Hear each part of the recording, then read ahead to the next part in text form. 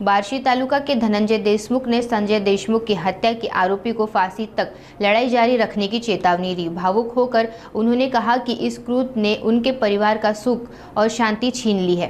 धनंजय देशमुख ने संतोष देशमुख की हत्या के आरोपियों को फांसी तक लड़ाई जारी रखने की कड़ी चेतावनी दी। उन्होंने कहा, संतोष की हत्या हमारा जीवन नष्ट कर दिया है और हम तब तक संघर्ष करेंगे जब तक आरोपी को सजा नहीं मिलती।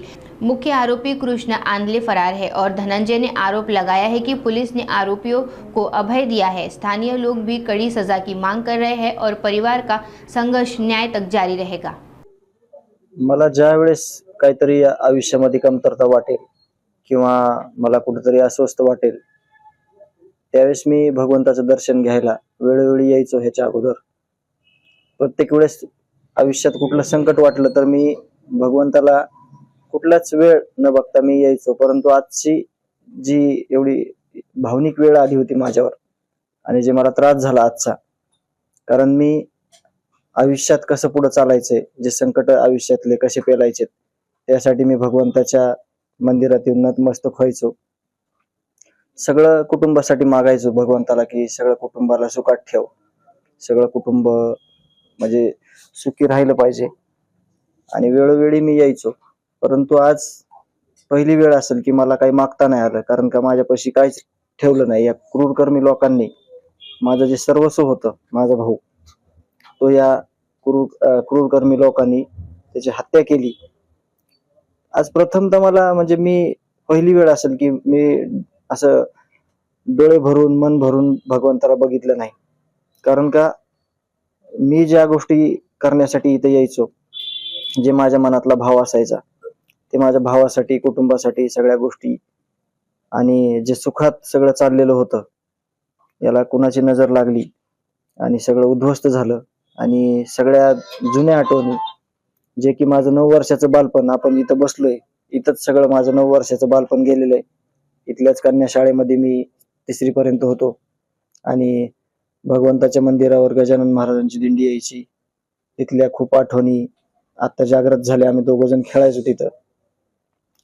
एक छोटंसं आयुष्य होतं, इथं जगत होतो आणि इथल्या हालाकीच्या परिस्थितीमुळे आम्हाला इथून जावं लागलं आणि तिथं जे काही लोकांवर प्रेम केलं, आणि अर्थातच तुम्ही बघताय की लोकांवर आम्ही किती प्रेम केलं, ते गाव कसं आम्हाला तळहातावर घेऊन जपतंय किंवा ते कसं आमचा सांभाळ करतंय हे तुम्ही तुमच्या डोळ्यांनी बघितलेलं आहे, अनुभवलेलं आहे।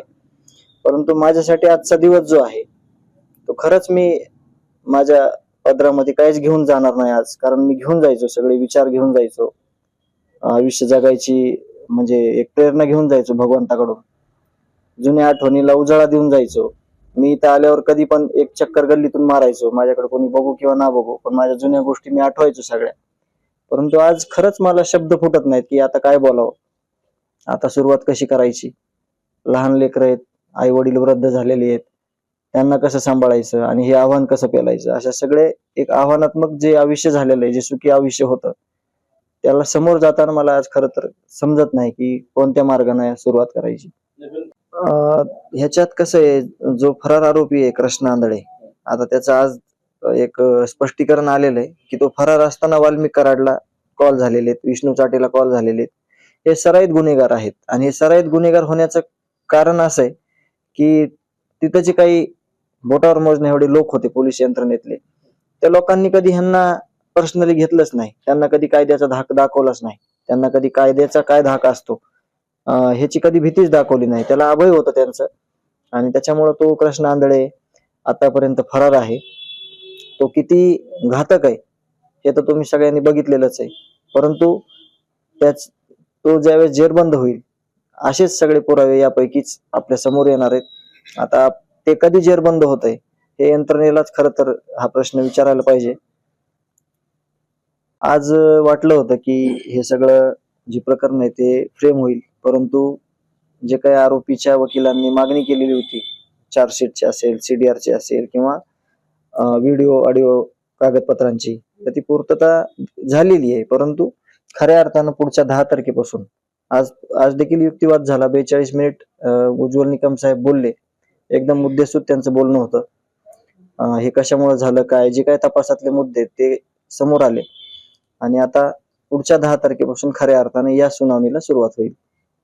नाही, ही सगळी टीम आहे, ह्याच्या माग खूप मोठं पाठबळ आहे, हे तर उघडकीस आलेलं आहे, उघडच आहे. परंतु आता जे न्यायालयीन समितीचं कामकाज चालू झालेलं आहे, त्या न्यायालयीन कामकाजाचं स्वरूप असं असतंय की आता आपल्याला कळलंय की हे आरोपी कोण आहेत, परंतु हे आरोपी का तयार झाले, ह्या आरोपीला कोणी पाठबळ दिलं, हे चुकीची कामं करायला ह्यांना कुणाचं अभय होतं, कुठला व्यक्ती आहे ह्याला कारणीभूत किंवा कुठली संस्था आहे, हे लवकरच स्पष्ट होईल. आणि जे काय ह्याला पाठबळ देणारे लोक असतील त्यांना नक्की शिक्षा होईल. नाही, खरं सांगायचं झालं तर आम्ही दोघं एकमेकांची सावली होतो. कुठलंही काम करताना आता तिथं जे काही नेतृत्व करत होतो, ते नेतृत्वात आमचं कॉम्बिनेशन असं होतं की माझ्या लेवलचे मी कामं करायचो, ते समाज म्हणजे सोशल वर्कच होतं, आणि त्याच्या लेवलचे तो करायचा. परंतु दोघांचं आमच्या एक बॉन्डिंग होतं. आम्ही दोघं एक रूपाने सगळ्या जे काही कामाचं आमचं स्वरूप असायचं ते एकत्रच असायचं. आणि जिम्मेदारी ही सार्वजनिक होती त्यावेळेसपासून. म्हणजे त्याला वाटायचं सगळं ओझं माझ्याकडे आहे, मला वाटायचं सगळं ओझं माझ्या खांद्यावर आहे. परंतु हे दोघांच्याच खांद्यावर ओझं नव्हतं. हे सगळे जे गावकरी आहेत तिथले, ज्यांनी म्हणजे सख्या भाच्या सारखं आम्हाला सांभाळलं तिथं, आणि आम्हाला कधीही दुरावा वाटू दिला नाही. म्हणजे गाव सोडून आपण तिथे गेलो, जसं आता इथं आल्यावर आठवण आली मला, जे गलांडे काका आहेत, त्या गलांडे काकामुळे आम्ही 1-2 वर्ष जगलो. आम्हाला त्यांनी खायला पियला जर घातलं नसतं तर आमचं म्हणजे खूप हाल होते इथं बेकार. तसं तिथं गेल्यानंतर पण याच पद्धतीनं लोकांनी आम्हाला सांभाळलं. आणि आमचं जे कुटुंब आहे, कमी गरजा असलेलं कुटुंब असल्यामुळं आम्हाला आज काही जरी नसलं, हत्या झाल्यावर तुम्हाला सगळ्याला कळलं की यांनी काय कमवलं, तर फक्त आपण माणसं कमवलते, आणि तेच माणसं आज कामाला आलेत, आणि तेच माणसं आज न्यायाचा लढा लढतात. आणि आम्हाला पण हेच माहित होतं की जर आपण माणसं कमवले तरच आपल्याला सगळ्या गोष्टी मिळू शकतात, कुठल्या गोष्टीची कमतरता भासू शकत नाही. आणि त्याच अनुषंगाने आम्ही तिथे चालत होतो. टोपी आहेत, हे खूप धनदांगडे आहेत, ह्यांच्याकडे खूप मोठ्या प्रमाणात पैसा आहे, आणि ह्यांनी प्रत्येक तिथला डिपार्टमेंटचा माणूस, म्हणजे जे त्यांच्या संबंधात येईल आणि जे काही कर्तव्याशी एकनिष्ठ न राहणारा असा व्यक्ती ते त्यांच्या अधीन करून घ्यायचे. जसं की आता इथं काही गोष्टी घडलेल्या आहेत, त्या आता बोलणं उचित नाही. खरं तर न्यायालयीन समिती आल्यावर ह्या गोष्टी सगळ्यांना तुम्हाला सर्वश्रुत होणार आहेत. परंतु एक सिस्टीम चुकीची होती, आणि जे आपलं कर्तव्य आहे ते कर्तव्य न पार पाडता उगीच काहीतरी फॉर्मॅलिटी म्हणून काही गोष्टी केल्या जात होत्या तिथं. आता सध्याची परिस्थिती तशी नाही, आता थोडा खूप ह्याच्यामध्ये फरक झालेला आहे.